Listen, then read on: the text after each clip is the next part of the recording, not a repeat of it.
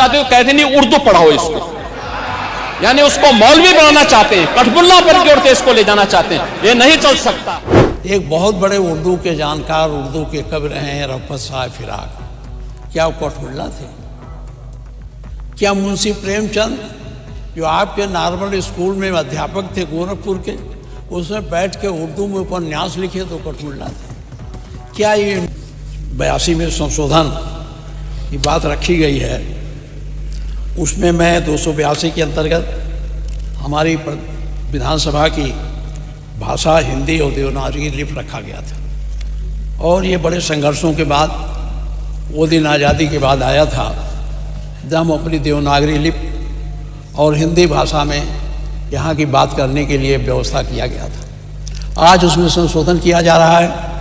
मैं पूरे संशोधन के विरोध में नहीं हूँ। हम कल भी बात किए थे और आज भी बात फिर हम कर रहे हैं। हमारी जो स्थानीय बोली है उसको आप रखें, हमारे संविधान में भी है, जो जिस भाषा में बोल सके बोल सके। लेकिन अंग्रेजी हमारी भाषा नहीं है।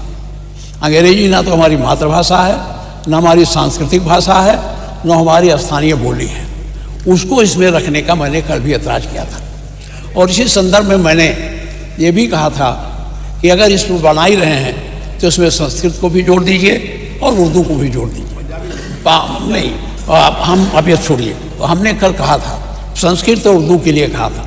माननीय मुख्यमंत्री जी संस्कृत तो सुने नहीं, उर्दू पर बड़ा गंभीर आरोप लगाने लगे और ये भी कहा गया था कि ये कठपुल्ला पैदा करते हैं।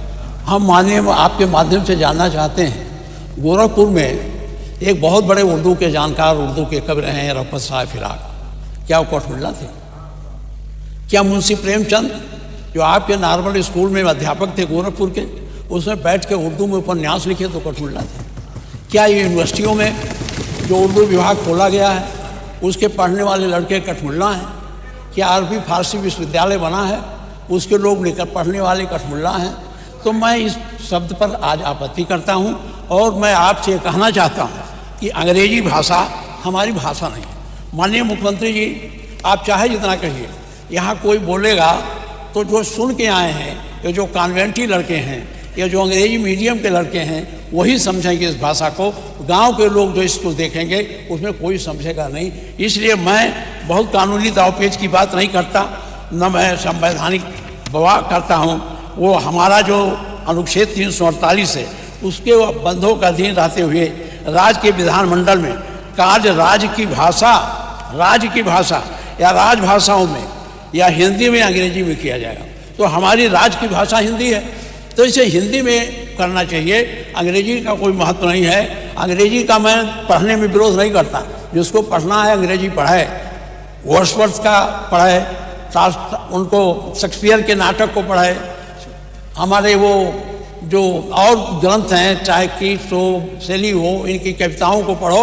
हम उसके विरोधी नहीं हैं। संस्कृत अंग्रेजी का ज्ञान प्राप्त करना गलत नहीं है, लेकिन अंग्रेजी के माध्यम से हमारे इस विधानसभा में नई प्रक्रिया शुरू करना, मैं इसका विरोध करता हूं। और मेरा आपसे आग्रह है कि अगर ये सब है तो माननीय मुख्यमंत्री जी उर्दू से चिढ़ जाते हैं। मैं ये अब ये सब रखने का समय नहीं। मैं आपसे कहना चाहता हूं कि आप अंग्रेजी को यहाँ न जोड़िए।